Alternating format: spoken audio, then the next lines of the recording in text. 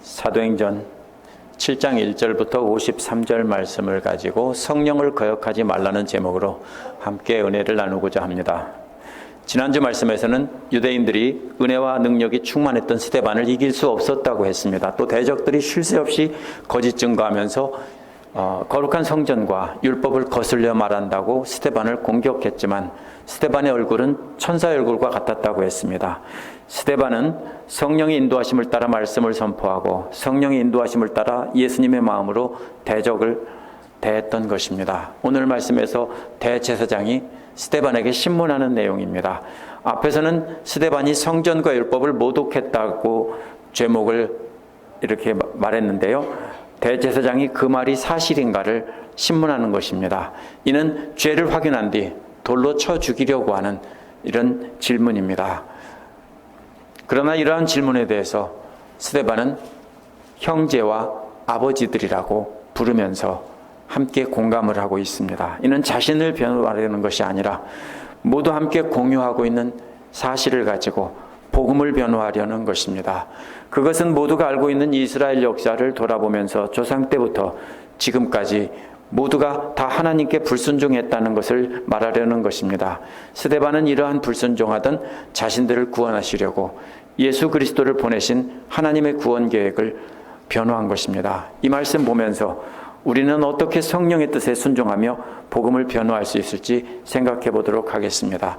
첫 번째로 2절 뒷부분부터 9절 첫 부분에 보면은 아브라함의 순종과 이스라엘 조상들의 불순종이 이렇게 대조되고 있습니다. 먼저 영광의 하나님이 아브라함에게 나타나 보이셨다는 말은요. 그 중에서 먼저 2절부터 9절까지는 아브라함의 순종과 12 족장들의 불순종을 비교해 말하고 있는데요. 그 초점은 아브라함에게 나타나신 영광의 하나님과 그 하나님께 절대적으로 순종한 아브라함에게 있습니다. 먼저 영광의 하나님이 아브라함에게 나타나셨다는 말은요, 스데반이 성전을 모독했다는 말을 반박하려는 것입니다. 왜냐하면 아브라함이 메소포타미아에 있을 때 또 하란에 있을 때 임시 거주하기 이전에 아브라함에게 나타나셨다고 했기 때문입니다. 메소포타미아나 하란은 모두 스데반 당시에 유대인들의 관점에서 보면 모두가 부정한 땅이고요, 이방인들의 땅입니다. 스데반은 영광의 하나님께서 그러한 부정한 땅에 살던 아브라함에게 나타나셨다는 것입니다. 그러한 부정한 장소에서 우상들과 함께 살던 아브라함에게 영광의 하나님이 나타나셨다는 것은 예루살렘 성전만이 거룩한 장소가 아니라는 것입니다. 어디든 영광의 하나님이 계신 곳이 바로 거룩한 곳이라는 것을 말하려는 것입니다. 3절은 영광의 하나님께서 아브라함에게 나타나 보이시며 명령하신 것입니다. 그 명령은 너의 땅 친척들에게서 빠져나와서 하나님께서 지시하시는 땅으로 가라는 것입니다. 4절을 보면 그래서 아브라함은 그 땅을 나와서 갈대아 땅에서 나와서 하란에서 거주했다고 했습니다. 그런데 아브라함의 아버지가 죽은 뒤에 하나님께서는 아브라함을 지금 여러분의 땅 가나안으로 옮기셨다고 했습니다. 주목할 것은 아브라함이 주도적으로 이사했다라고 하지 않고 하나님께서 주도적으로 옮기셨다라는 것입니다. 물론 여기에는 아브라함의 순종도 포함되어 있습니다. 그러나 분명한 것은 하나님께서 주도하셨다는 것입니다. 5절에서는 유산도 안 주시고 더구나 발 크기만한 자리조차도 아브라함에게 안 주셨다는 겁니다. 그래도 아브라함은 순종했다는 것입니다. 단지 주신 것은 약속입니다. 그와 그의 자손들에게 이 땅을 주시겠다고 약속만 하신 겁니다. 더구나 그 약속은요, 자식이 하나도 없던 아브라함에게 주신 것입니다. 게다가 6절에 보면 그 자손들이 낯선 땅에서 살면서 400년 동안 종살이하며 학대당할 것이다 라는 것도 아브라함에게 다 알려주셨다는 겁니다. 이는 아브라함이 땅도 자식도 없는 상태에서 앞으로 그렇게 주실 것이라고 하는데, 자식들에게 그렇게 고통을 주실 것이라고 하는데, 그런데도 순종했다라는 것입니다. 7절은 아브라함의 자손들을 종으로 부리는 민족들을 하나님께서 먼저 심판하시고 그 다음에 그 자손들이 거기서 나와서 하나님을 섬길 것이라고 했습니다. 이는 이집트를 치시고 이집트에서 나오게 하셔서 약속의 땅에 들어가게 하셔서 약속의 땅에서 하나님을 예배하게 하신다는 뜻입니다. 이곳에서라는 말을 가지고 논쟁이 있습니다. 심각한 논쟁이 있는데요. 어떤 이들은 예배한다는 말을 가지고 성전이라고 해석합니다. 이곳은. 또 어떤 이들은 출애굽해서 이곳에서 섬긴다고 했기 때문에 이곳은 가나안 땅이라고 합니다. 문맥을 보면요, 3절에서 7절까지 계속 땅 하고 있습니다. 이방인의 땅에서 이렇게 이곳에서 섬긴다고 했으니까 약속의 땅 가나안으로 보는 것이 옳습니다. 그래서 예배한다는 한 단어보다는 전체 문맥을 고려하면은요, 바로 가나안 땅에 들어와서 섬길 것이다라고 말한 것이 옳습니다. 아브라함이 갈대아 땅에서 나와서 들어온 그 땅입니다. 그 자손들이 이집트로 노예살이 갔다가 다시 돌아와서 정착한 그 땅입니다. 그 땅에서 하나님께서 하나님을 예배하게 할 것이다라는 것입니다. 이러한 중요한 약속은 말로 맺으면 안 됩니다. 굉장히 중요한 약속이기 때문에, 그래서 8절은 하나님께서 아브라함에게 할례의 언약을 주셨다라고 했습니다. 근데 고대 근동의 언약은 바로 국가 간의 조약이든 개인 간의 땅 거래든 아니면 어떤 불가침 조약이든 이런 모든 것들은 다 중요한 약속들은요, 짐승을 쪼개놓고 그 사이에 서로 계약의 당사자가 지나가는 것입니다. 그러나 짐승을 쪼개놓고 언약을 맺으면 쉽게 잊기 쉽습니다. 왜냐하면 그 약속은요, 아브라함의 때 이루어지는 것이 아니라 오랜 세월 뒤에 자손들에게 이루어질 약속이기 때문입니다. 먼 훗날 자손들에게 계속해서 그 조약을 맺었다는 것을 증명해 줘야 됩니다. 그래서 하나님은 짐승을 쪼개놓고 언약을 맺지 않고 아브라함 자손의 남자들의 생식기에 포피를 잘라서 언약을 맺게 하신 것입니다. 몸을 반으로 잘라야 됩니다, 사실은. 그렇죠? 근데 몸을 반으로 자르면 죽죠. 그리고 잊어버리죠. 그래서 생식기에 포피를 잘라놓고 둘로 갈라놓고 그것을 언약을 맺어놓고 그 피를 가지고 이제 하나님과 아브라함의 자손들이 지나가면서 언약을 맺은 것입니다. 그래서 이렇게 하신 것은요, 하루에도 몇 번씩 볼 때마다 언약을 기억하라는 것입니다. 그래서 아브라함이 이삭을 낳고 8일 만에 할례를 행했다는 것입니다. 이삭은 야곱을 낳고 야곱에게 그렇게 했다는 겁니다. 야곱은 12족장을 낳고 그들에게 할례를 행했다는 겁니다. 그 다음은 말하지 않았지만 계속 그렇게 해오면서 언약을 계속해서 간직하고 기억해 왔다라는 것입니다. 그런데 이렇게 순종해온 아브라함과는 달리 이스라엘의 조상들은 계속해서 하나님의 대리자들을 거부했다는 것입니다. 이것이 오늘 말씀의 핵심입니다. 9절에 보면 족장들은 요셉을 시기해서 그를 이집트에 팔아넘겼습니다. 왜요? 요셉이 하나님께서 요셉과 함께 하시고 요셉에게 보여주시고 이렇게 했기 때문에 시기가 나서 요셉을 팔아넘긴 것입니다. 창세기에는 형제들이라고 되어 있는데요, 스데반은 의도적으로 족장들이라고 말하고 있습니다. 야곱의 12아들들이 바로 이스라엘의 조상들이고 족장들이기 때문에 족장들이다. 쉽게 말하면 너희 조상들이다 이 뜻입니다. 이스라엘 12지파의 처음 족장 때부터 그렇게 불순종해와서 하나님의 사람을 팔아넘겼다 이 뜻입니다. 9절 뒷부분에서 19절까지 보면 하나님의 사람 요셉이 등장합니다. 그리고 이집트에서 거주하던 조상들이 이야기가 나옵니다.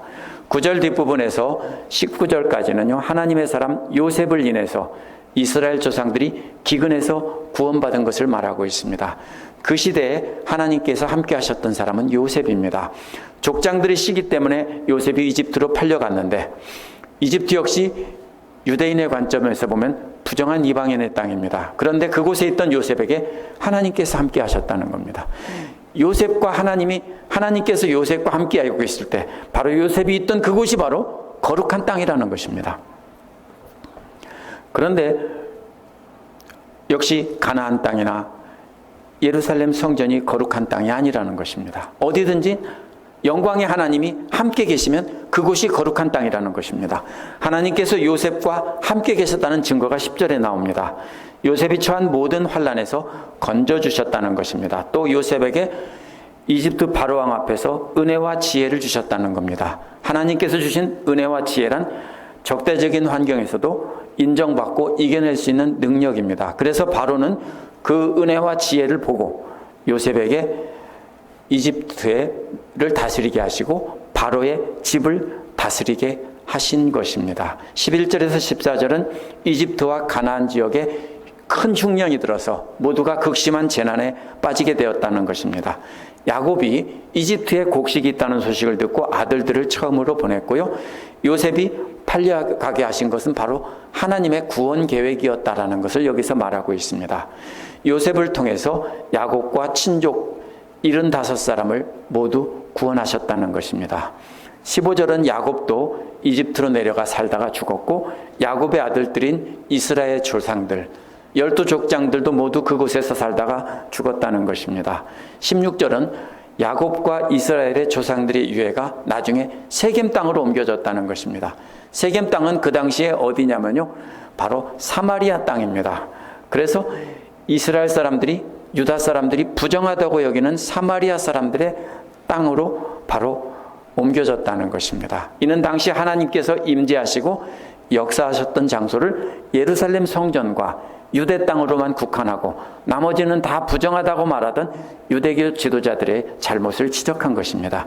17절은 하나님께서 아브라함에게 약속해 주셨던 그 약속의 때가 돼서 그 백성들이 크게 성장해서 존재감이 커졌고 숫자도 크게 늘어났다는 것입니다.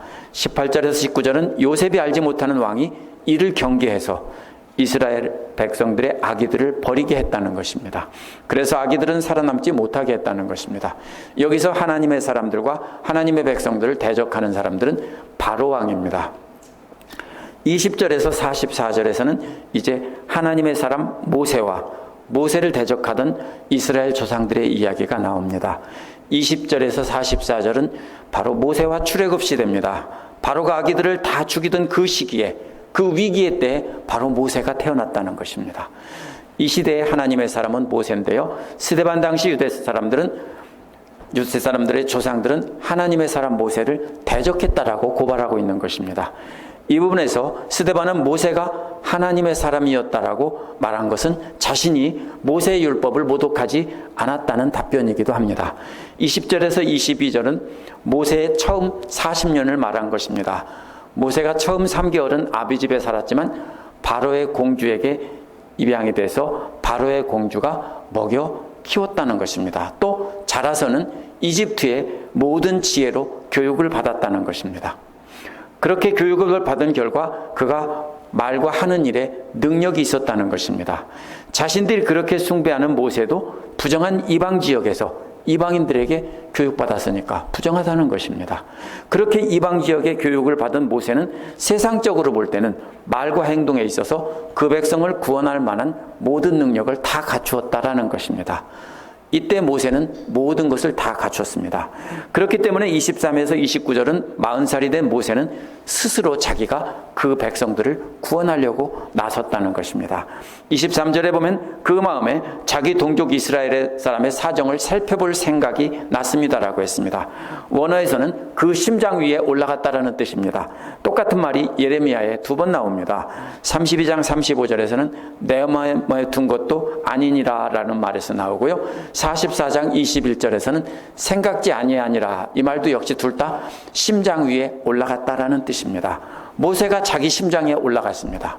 그래서 자기 심장을 잘 살펴봤습니다. 그래서 뭐 했습니까? 자기 동족인 이스라엘 형제들을 잘 살펴볼 마음을 갖게 됐습니다. 그러나 아무리 자기 심장에 자기가 올라가서 잘 살펴봤다고 해도 그것은 결국 자기 생각입니다. 이것이 모세가 처음에 잘못한 것입니다. 하나님의 생각이 아니라 자기 생각으로 자기의 심장을 잘 살펴본 겁니다. 24절은 그런 마음을 가지고 있었을 때 자기 동족 한 사람이 이집트 사람에게 억울한 일을 당하는 것을 보았다는 것입니다. 무슨 말입니까? 얻어 터지고 죽도록 맞는 모습을 본 것입니다. 그래서 이집트 사람을 자기 힘으로 때려 죽여서 복수를 했다는 것입니다. 그렇게 힘과 능력을 가진 모세가 자기 동족들을 위해서 이렇게 대적들을 때려 죽이는 능력을 가진 것을 봤다면 이스라엘 사람들은 모세를 자기의 구원자로 이해할 것이라고 생각했습니다. 그러나 동족들은 그러한 모세의 마음을, 모세가 자기 마음에 올라가서 살펴본 구원자가 되려는 그 마음을 동족들은 알지 못하고 이해하지 못했다고 했습니다. 26절은 그 이튿날 모세가 2절에서 아브라함에게 나타난 하나님의 영광의 하나님처럼 모세는 동족들에게 나타났습니다. 똑같은 말입니다. 의도적으로 스데반은 그렇게 말합니다. 그래서 영광의 하나님이 아브라함에게 나타나셨는데 이번에는 영광의 모세가 그 동족들에게 나타났습니다. 하지만 동족들은 그러한 모세를 받아들이지 않고 밀어붙이고 거부했다는 것입니다. 29절에서 모세는 자신의 죄가 밝히 드러났기 때문에 미디안으로 도망가서 거기서 아들 둘을 낳았다고 했습니다. 30절은 40년이 지난 뒤에라는 말로 시작합니다. 모세는 부정한 이방인의 땅 미디안 땅에서 이방 여인과 결혼해서 아들 둘을 낳고 40년을 살았습니다. 30절에서 43절은 그런데 이러한 부정한 모세가 80살이 되었을 때 하나님께서 모세를 백성의 구원자로 삼으셨다는 것입니다. 스데반 당시 유대인들은 모든 이방인들과 모든 이방 지역들을 부정하게 여기고 자기들만 거룩하다고 여겼던 것을 두고 한 말입니다. 먼저 30절은요, 40절에서 40년이 다 찼을 때 천사가 가시나무 떨기 불꽃 가운데서 모세에게 나타났다라고 했습니다. 이제 31절에서는 잘 몰랐기 때문에 가까이 가서 관찰하려고 다가갔다는 뜻입니다. 그런데 주님의 음성이 들렸습니다. 32절에서는 그 음성이 하나님이셨습니다. 아브라함과 이삭과 야곱의 하나님이라고 했습니다. 그러자 모세는 두려워 떨었고 이번에는 감히 자세히 관찰하려고 가까이 가지 못하고 고개를 숙이고 엎드렸다는 것입니다. 51절에서는 목이 곧은 유대교 지도자들이라고 한 말과는 반대가 되는 말입니다. 목이 곧은 이 백성들은 하나님 앞에서 목을 빳빳 세우고 대드는 모습인데 모세는 여기서 고개를 숙이고 엎드리는 모습입니다. 33절에서 하나님은 모세에게 네 발에 신을 벗으라고 했습니다. 무슨 뜻입니까? 내가 있는 곳은 거룩한 땅이라고 선포하셨습니다. 하나님은 이렇게 부정한 땅에서 부정한 사람들과 40년을 산 모세에게 나타난 것입니다. 시내산 광야도 역시 가나안 땅이 아니기 때문에 스데반 당시 유대인의 관점에서 보면 역시 거룩한 땅이 아닙니다. 그러나 이 세상 어느 곳도 거룩한 곳이라고 따로 정해진 곳은 없다는 것입니다. 스데반이 말하는 것은 뭐냐면요, 어디든지 하나님이 계신 곳이, 그곳이 바로 거룩한 곳이라는 것입니다. 어느 특정한 장소가 거룩한 게 아니라 하나님이 계신 곳이 바로 거룩한 것이고, 모세는 80년 동안 부정한 곳에서 살면서 부정한 교육을 받고 부정한 사람들과 자식을 낳고 그렇게 살았지만 하나님은 그와 함께 하셨기 때문에 그는 거룩한 사람이 된 것입니다. 오늘날 이것으로 보면 성지순례라는 말이 그 자체가 잘못된 것입니다. 성지는 없습니다. 성경 유적지 방문이라고 해야 됩니다.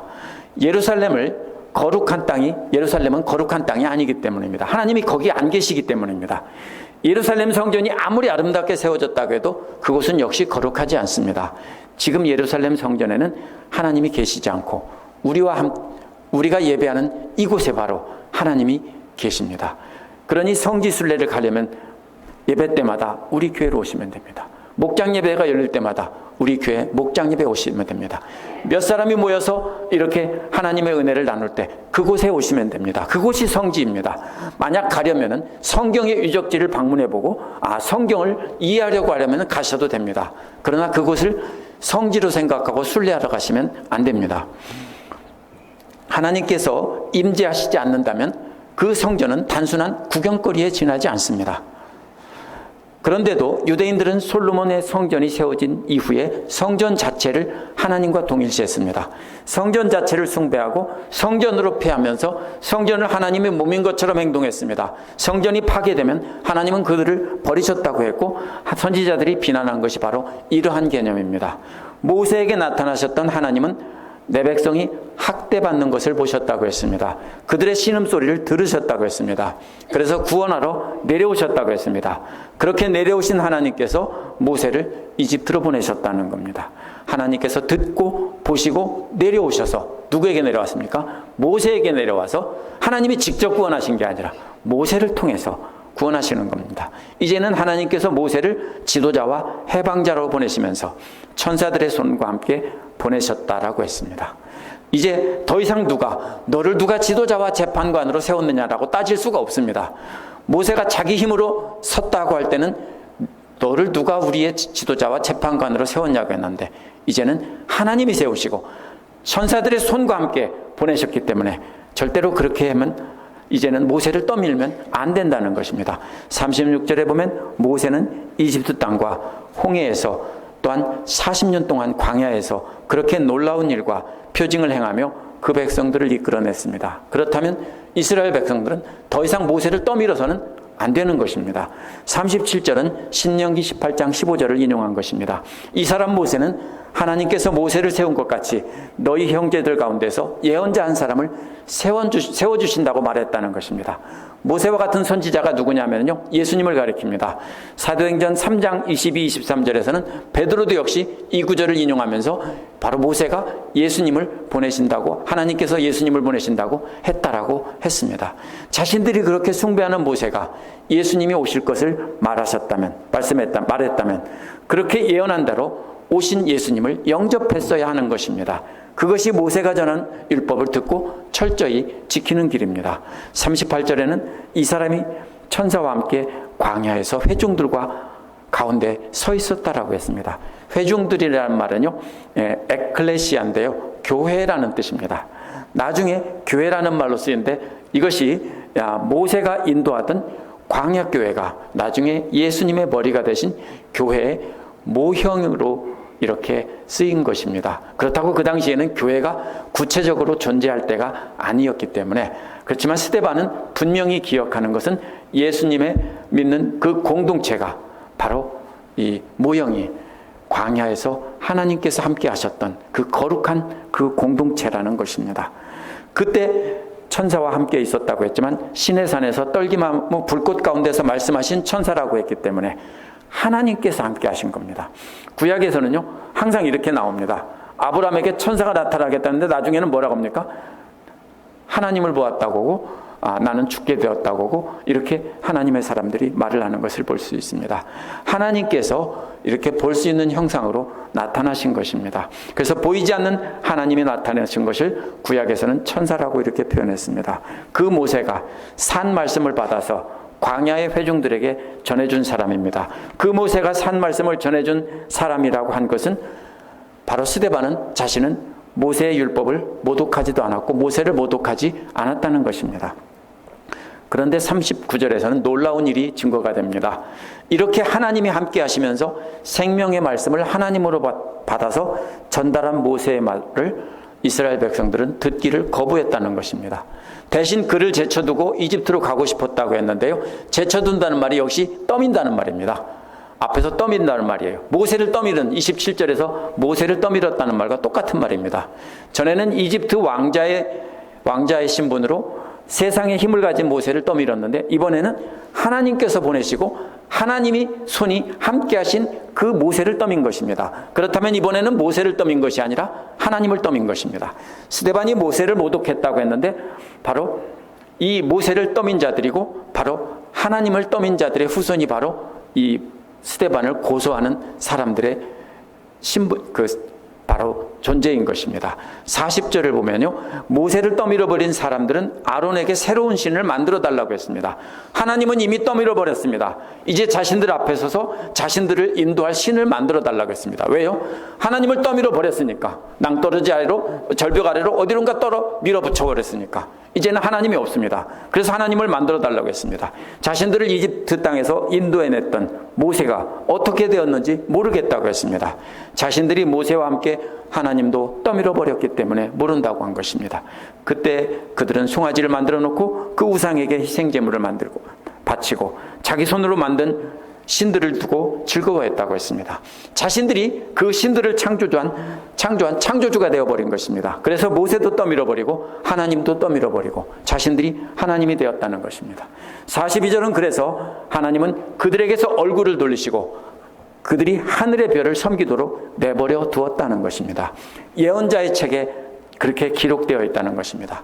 광야에서 40년 동안 하나님께 희생제물을 바치지 않고 몰렉신과 신의 장막과 레판 신의 별을 받들었다는 것입니다. 그것들이 모두가 다 너희가 경배하려고 만든 형상이라는 것입니다. 형상이라는 말은 나중에 뒤에 보면 모형이라는 말과 똑같은 말입니다. 이 형상입니다.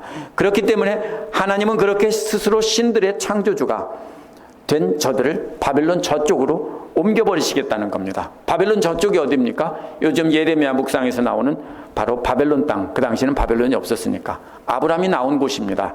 불량품들이라 다시 나온 장소로 반품시킨 겁니다. 그래서 부정한 이방인 땅에서 다시 고쳐서 거룩하게 만들어 나오게 하려는 것입니다. 바벨론 포로 기간 동안 하나님이 함께 하시며 고치셨다는 겁니다. 요즘식으로 말하면 팩토리 리퍼블리시드입니다. 44절에서 하나님께서 이스라엘 조상들에게 증거의 장막을 주셨다고 했는데 그 증거의 장막은 모세가 본 모형을 따라 만들었다고 했습니다. 이 모형이라는 말이 앞에서 몰렉신의 장막, 레판신의 별, 이런 너희가 경배하려고 만든 형상이라는 말과 똑같은 말입니다. 형상이나 모형입니다. 그래서 바로 증거의 장막은 모세가 본 형상을 따라 만들었다는 것입니다. 그런데 모세가 본 그 형상은 그 형상 자체를 섬기라고 만들어준 것이 아닙니다. 43절에서 경배하려고 만든 형상이라는 말이 44절에 그 모형이란 말과 똑같은 말이라고 했습니다. 하나님을 섬기게 하려고 모형을 만들게 했는데 이스라엘 조상들은 그 모형을 바로 증거의 장막까지도 우상으로 만들어 섬겼다라는 뜻입니다. 이게 스데반이 고발하는 내용입니다. 45절에서 50절에는요, 가나안 정착 시대의 불순종이 나옵니다. 이러한 이스라엘 백성의 불순종은 다윗과 솔로몬 시대까지 이어집니다. 45절은 하나님을 섬기도록 모세가 본 모형대로 만들어준 그 장막은 하나님께서 이방 민족을 쫓아내시고 그 땅을 차지할 때까지 여호수아와 함께 그것을 가나안 땅으로 가지고 들어와서 계속해서 물려줬다는 겁니다. 뭘 물려줬습니까? 거룩한 하나님을 섬기는 것을 물려준 게 아니라 자기들이 그 장막을 우상 삼아서 그렇게 물려준 그것을 그대로 계속 물려줬다는 것입니다.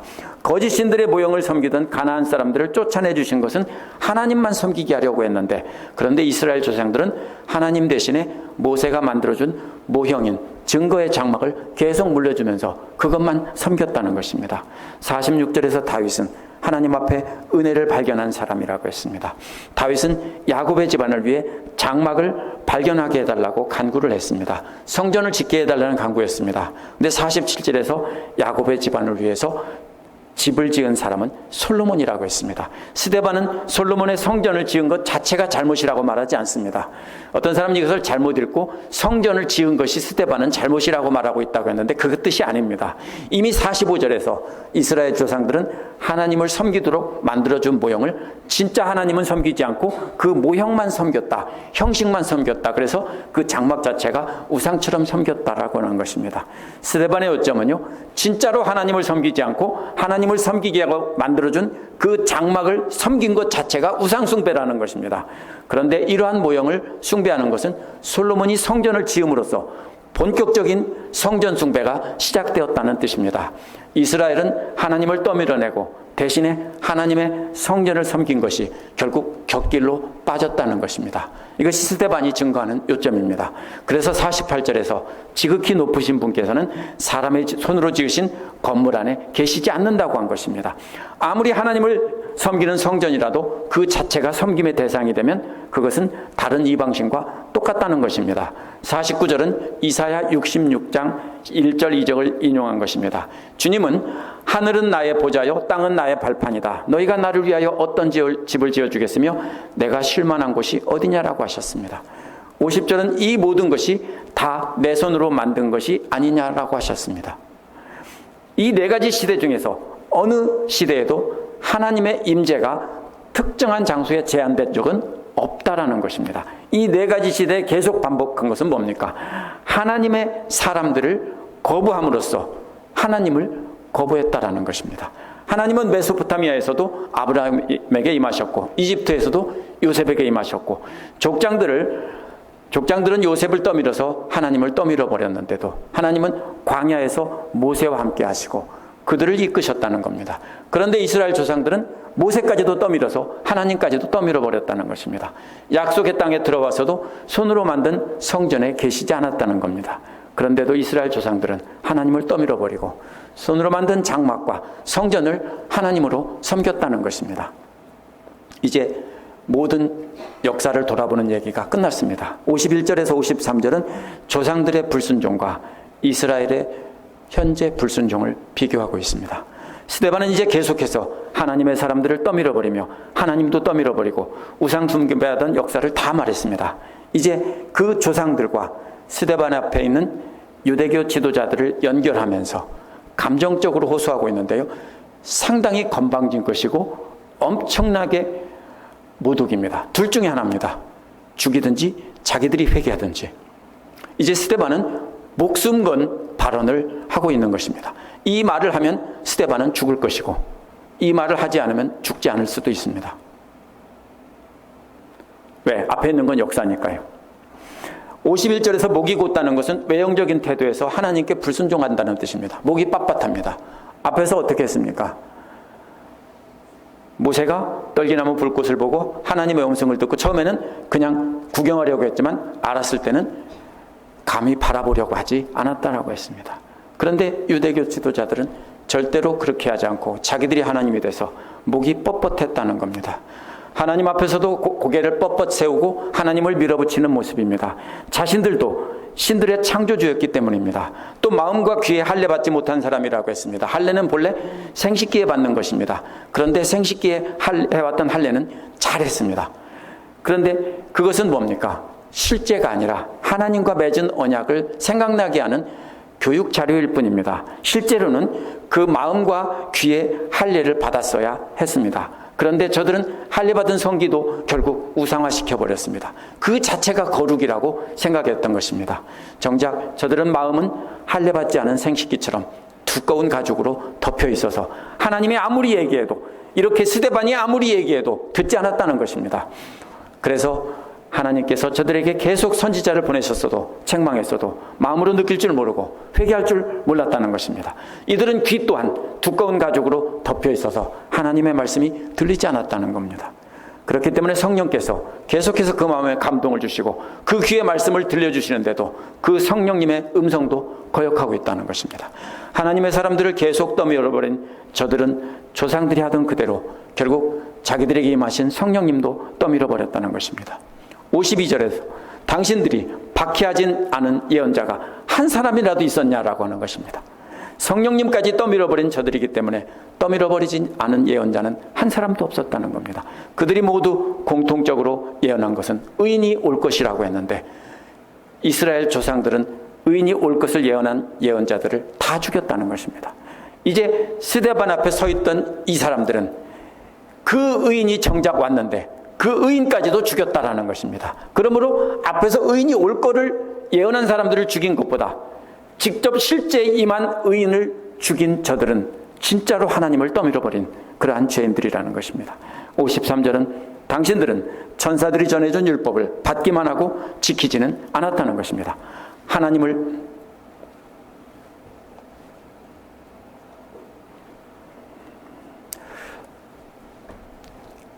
그래서 하나님의 말씀인 하나님을 섬기라고 했는데 모형만 섬기고 하나님은 섬기지 않았다는 것입니다. 할례를 받고 그 의미를 새기라고 했는데 마음에 새기라고 했는데 몸에만 받고 마음과 귀에는 할례를 받지 않았습니다. 그래서 저들은 하나님의 말씀을 받아서 형식만 지키는 척하지만 성령님께서 알려주시는 그 실제 그 말씀이 담긴 뜻은 받지도 않고 지키지도 않았습니다. 그래서 예수님을 죽인 겁니다. 예수님이 진짜로 지키라고 하니까 자기들은 가짜로 지키고 싶은데 그래서 예수님을 죽였습니다. 길지만 스데반 설교의 핵심은 조상 대대로 하나님의 사람을 떠밀어버리고 하나님까지 떠밀어버리고 우상 숭배했던 것과 똑같이 너희들도 하나님의 말씀인 율법도 껍데기만 지키고 그 참뜻은 지키고 있지 않다는 것입니다. 성전도 마찬가지입니다. 두 가지를 고발했습니다. 율법과 성전을 고발했는데 성전 모독은 성전도 껍데기만 섬기면서 하나님은 섬기지 않고 있다는 것입니다. 따라서 진짜로 율법과 하나님을 모독한 사람은 스데반이 아니라 바로 너희들이다라고 한 겁니다. 그래서 스데반은 죽은 것입니다. 이 마지막 세 절 때문에. 어떤 이들은 유대인들이 스데반과 기독교인을 핍박했다면서 오랫동안 유대인들을 핍박해왔습니다. 2차 세계대전 때 실제로 교회는요, 히틀러가 아우슈비츠에서 유대인을 확살한 것과 분명히 연루되어 있습니다. 어떤 이들은 반대로 성경을 문자적으로 해석해서 유대인들을 옹호하며 유대인들의 편을 들고 이교도들은 상대로 십자군 전쟁을 일으켰습니다. 뭡니까? 예루살렘 성전이 성지라는 겁니다. 역시 하나님이 대신에 예루살렘 성전을 숭배의 대상으로 삼았기 때문입니다. 오늘날 그러한 이교도들을 적대시하며 싸우는 이들이 있습니다. 이들 역시 유대인들을 학살한 히틀러와 똑같은 사람들입니다. 유대인들은 이제 하나님의 백성이 아니고 다른 이교도들과 똑같이 예수 그리스도의 복음을 듣고 구원을 받아야 할 사람들이고 변화되어야 될 사람들입니다. 절대로 그 사람들만 따로 거룩한 사람들이 아닙니다. 이 말씀을 보면서 우리는 쉽게 스데반 당시의 유대인들을 욕할 것입니다. 하지만 오늘날 교회도 크게 다르지 않습니다. 오늘날 역시 말씀을 형식적으로 섬기고 그 말씀에 담긴 하나님의 참뜻은 지키지 않습니다. 하나님을 섬기기보다는 교회 건물을 장엄하고 화려하게 지어놓고 건물 자체를 섬기는 것도 스데반 시대와 똑같습니다. 한번 가보십시오. 교회 역사를 보시고 로마에 가보면 오랫동안 기어진 교회들이 어떻게 생겼나 한번 보십시오. 그 교회가 바로 하나님이고 저들의 섬김의 대상이 되어버렸습니다. 이렇게 할례를 우상으로 만든 것처럼 침례나 세례를 우상으로 만들어버리고 자기들의 신학을 가지고 그것이 마치 하나님인 것처럼 그렇게 하는 사람들이 있습니다. 이러한 예식은 모두 옛사람이 죽고 새사람이 되었다고 사람들 앞에서 고백하고 그 하나님 말씀을 따라 거룩하게 살자라는 뜻인데도 그걸로 구원받았다면서 탐욕대로 살아가면서 자기들은 거룩하다라고 합니다. 크리스찬들도 자기들만의 예루살렘 성전을 만들어냈습니다. 참된 예배를 드릴 장소를 만들어내고 그 장소를 신격화했습니다. 예배 장소를 성전이라 부르고 베드로 성당과 같은 거대한 건물을 짓고 그 자체를 신성시했습니다. 성전 건축, 하나님의 영광을 위하여 성전 건축을 하자라고 했습니다. 그래서 엄청나게 큰 건물들이 한국에나 미국에 많이 있습니다. 오늘날 교회가 다 똑같습니다. 예배당을 성전이라고 부릅니다. 제 증조 할머니께서 신실한 기독교인이었습니다. 근데 증조 할머니는 한 번도 교회라고 부른 적이 없습니다. 예배당이라고 불렀습니다. 1960년대까지 모든 크리스찬들은요 다 예배당이라고 불렀습니다. 성전이라고 부르는 사람 한 명도 없었습니다. 그런데 교회가 부흥하면서 80년대 90년대 이후에 건물을 크게 지으면서 하나님의 성전이라고 속이면서 건물을 크게 지차고 이게 바로 하나님의 성전이라고 한 그 사람들 때문에 오늘날 교회를 성전이라고 부릅니다. 교회는 성전이 아닙니다. 여기가 거룩한 성전이 아닙니다. 우리가 모여있기 때문에 성전입니다. 하나님이 계시기 때문에 성전입니다. 그러므로 우리가 착각하면 안 됩니다. 그 건물 자체를 하나님을 대신하게 하면 안 됩니다. 강단을 높이 만들고 그곳에 하나님의 계신 지성소인 것처럼 아무도 올라가지 못하게 하고 거룩하면 안 됩니다. 목회자와 장로들은 제사장과 레인이 돼서 성전을 독점하고 성전 숭배를 독점하고 그렇게 합니다. 오늘날 스데반이 오늘날 기독교인 앞에 서 있다면 너희들도 우리 조상들과 똑같이 하나님을 밀어버리고 너희들 손으로 만든 건물과 제도를 신으로 만들어버렸다라고 하실지도 모릅니다. 우리가 이러한 거짓된 거룩을 버리고 스데반처럼 참된 거룩을 이루려면 어떻게 해야 됩니까? 스데반은 하나님 말씀을 증거하면서 눈치 보지 않았습니다. 이 말씀이 얼마나 공격적인 말씀인가 보세요. 엄청나게 참 공격적인 말이고 죽기를 각오한 사람입니다. 스데반은 두려워하면서 논쟁할 말씀들을 빼놓지 않았습니다. 거짓말을 한 게 아니에요. 사실 그대로 얘기한 겁니다. 말씀 있는 대로 전했습니다. 우리도 이렇게 하나님 말씀을 있는 그대로 전해야 됩니다. 그러면 많은 사람들이 공격적이고 급진적이라고 거부하며 우리를 핍박할지 모릅니다. 그러나 동시에 가져야 되는 것은 우리가 착각하는 것은 급진적이면 막 전투하고 싸워야 된다고 생각하는데 스데반의 얼굴이 뭐라고 했습니까? 지난주 말씀에서 천사와 같다고 했습니다. 하나님 말씀을 있는 그대로 공격적이고 급진적으로 전한다고 해도 우리 태도까지 공격적이면 안 되는 것입니다. 우리는 스데반처럼 어떠한 핍박 가운데서도 성령님과 함께하며 평화를 이루어야 됩니다. 그래서 예수님은 마태복음 5장 43절에서 48절에서 원수까지 사랑하라고 한 것입니다. 예수님 말씀은 어느 한 번도 부드럽고 정말로 위로가 되고 편안한 말씀만 전한 적 없습니다. 사람들이 가슴이 찔리고 그래서 돌을 집어들어 치려고 할 정도로의 공격적인 말씀을 하셨지만 그러나 태도만큼은 원수까지도 사랑하라고 하신 겁니다. 그것이 하나님을 닮아서 완전하게 되는 길이라고 말씀하셨습니다. 우리도 그렇게 원수까지 사랑해야 됩니다. 그러면 우리를 공격하던 사람들은 우리를 보고 천사와 같다고 합니다.